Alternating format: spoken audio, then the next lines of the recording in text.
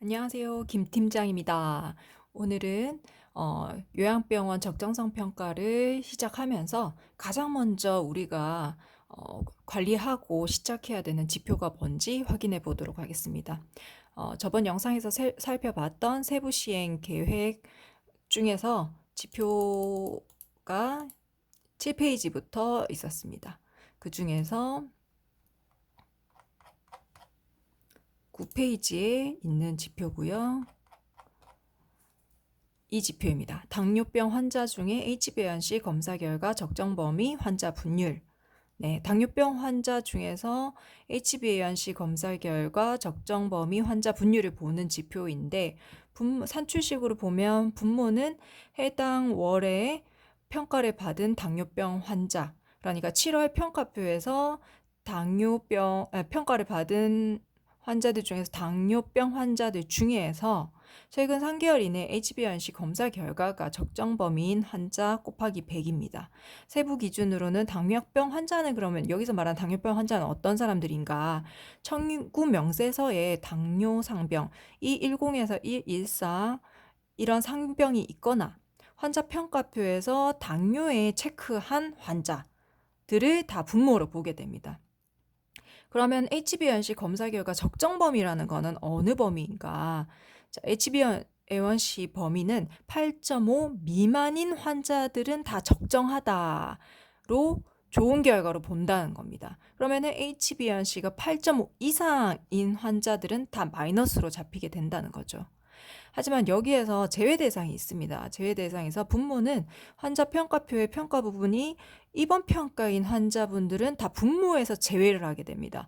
그럼 이 지표에서 아예 들어오지 않는다는 거죠. 그래서 입원 평가인 환자 같은 경우에는 제외를 한다는 거는 우리가 HbA1c가 처음에 우리가 입원했을 때는 8.5 이상이더라도 높은 수치를 가지고 있더라도 우리 병원이 잘못해서 조절이 그렇게 된 건 아니죠. 그러니까 그 환자들은 입원 평가로 체크를 했는 환자들이니까는 이게 제외가 됩니다. 분모에서 아예 제외가 된다는 거고, 하지만 그 다음에 입원 평가가 아니고 계속 평가일 경우에는 그때는 8.5 미만으로 내려와 있어야 되겠죠. 분모에 잡히게 되니까. 또 분자에서 제외 대상을 살펴보면 검사 결과가 없거나, 그러니까 당뇨 환자라고 우리가 체크를 했는데 HbA1c 수치를 누락한 거죠. 그럴 때나 아니면 검사 일자가 우리 검사를 했어. 근데 환자 평가표 작성일 이후에 했어. 예를 들어서 환자 평가표를 우리가 7월 5일 날 작성을 했어요. 그런데 HbA1c 검사는 7월 7일 날 했다. 3개월 넘어서 7월 7일 날 했다. 이러면 이 사람은 이게 제외가 되는 거죠. 마이너스로 잡히게 되는 안 좋은 지표 결과값을 가져가게 되는 겁니다. 그래서 일단은 이런 지표 산출식이라든지 세부 기준을 확인을 해봤고, 그럼 지금은 제가 오늘 그 영상 올린 게 5월 14일인데 7월 때부터 당뇨 환자의 이 지표가 7월 달부터 시작이 될 거잖아요. 그런데 HbA1c는 7월 달 돼서 어떻게 조절을 할 수가 없는 지표인 거죠. 3개월의 평균 검사 결과 혈당 평균 수치를 가져오는 거니까.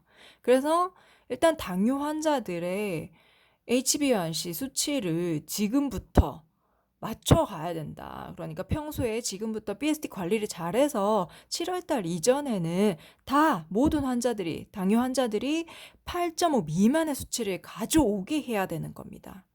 예, 그래서 그러기 위해서 우리는 지금 이 지표를 관리하기 위해서 해야 되는 게 뭔가? 일단 우리 병원에서 당뇨 환자를 다 추려냅니다. 네, 당뇨 환자를 다 추려내요. 일단 저 같은 경우에는 저희 병원에는 그 전산 업체에서 이렇게 평가표에서 적정성 평가에 해당하는 항목들만 이렇게 엑셀로 자동 변환되도록 작업을 해주셨습니다. 그래서 본인 요양병원에서 그 전산 업체에다가 이런 부분을 요청을 하세요. 네, 그래서 저희 병원 같은 경우는 이렇게 요청을 해서 엑셀로 각 이제 월마다 평가표가 적성성 평가 항목들이 이렇게 다 이렇게 엑셀 변환이 되게 됐고요. 그럼 이쪽에서 쭉 이제 우리는 4월 평가표, 이거는 지금 4월 평가표 예시로 보여드리는 거고요. 4월 평가표에서 쭉 이제 엑셀 변환을 해서 여기다 이제 필터를 겁니다. 그리고 이제 여기에서 당뇨를 볼게요. 당뇨가 있는 사람은 1번, 당뇨가 없는 사람은 0번으로 되게 되고요.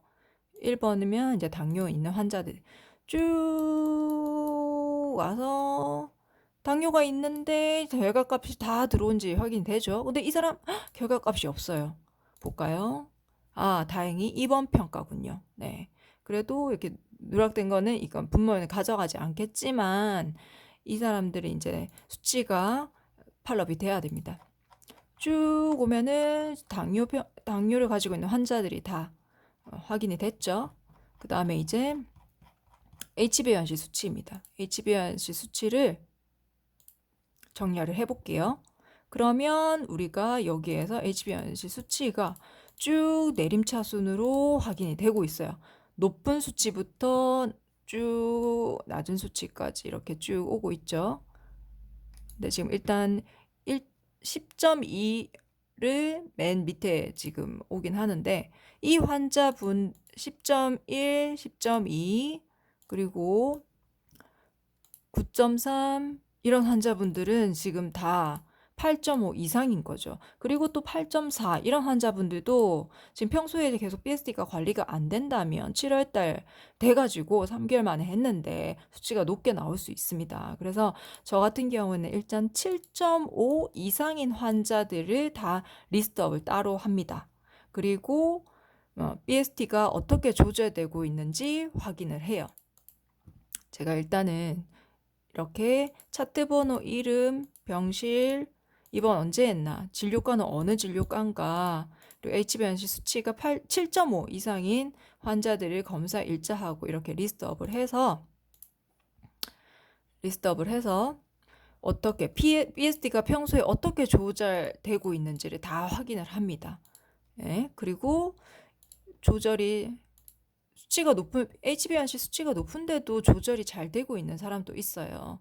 네, 그렇고 HbA1c가 낮은데도 조절이, 그러니까 뭐 상대적으로 뭐 7점대인데도 이렇게 300이 넘게 수치가 평소에 BSD가 나오고 계속 오르는 추세인 환자분들도 있습니다. 이런 사람들 위험한 거죠. 그래서 조절이 잘 되는 사람은 저는 뭐 색칠을 안 하고 조절이 잘 안 되고 있는 사람은 붉게 표시를 해가지고 의료진하고 간호부에 전달을 합니다. 그래서 이 사람들 평소에 BSD도 계속 관리를 하고 HbA1c도 7월달 이전에 계속 몇 번씩 팔로업 해가지고 수치를 다 8.5 미만으로 나오도록 다 확인을 계속 꾸준히 하라라고 전달을 합니다. 지금 제가 이름하고 차트번호 진료과를 제외를 했는데 간호부하고 의료진에게 이 명단을 전달을 합니다. 그래서 평소 BSD 관리라든지 7월달 이전에 HbA1c 수치가 8.5 미만으로 내려오도록 다 관리를 하고 전체 지금 HbA1c를 팔로업하는 날짜도 이제는 관리를 해야 됩니다.